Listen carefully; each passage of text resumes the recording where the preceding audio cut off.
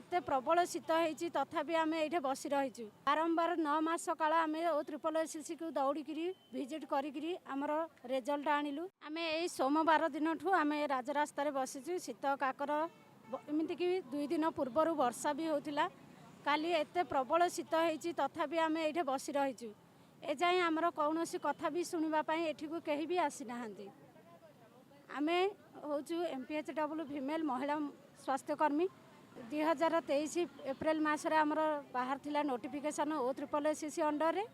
आमर डिसेम्बर 3 2023 आमर एग्जाम होता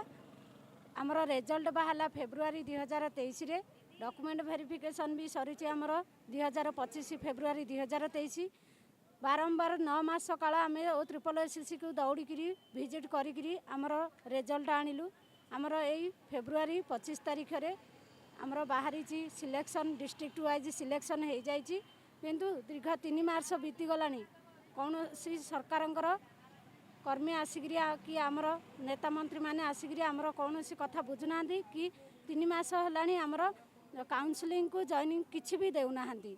आमर कौन किसी भी दाबी ना आमर गोटे ही दाबी ए डिसेम्बर सुधा आमर जॉइनिंग दे दिंतु एतिक ही आम दाबी करूँ आमर अन्य कौन दाबी ना।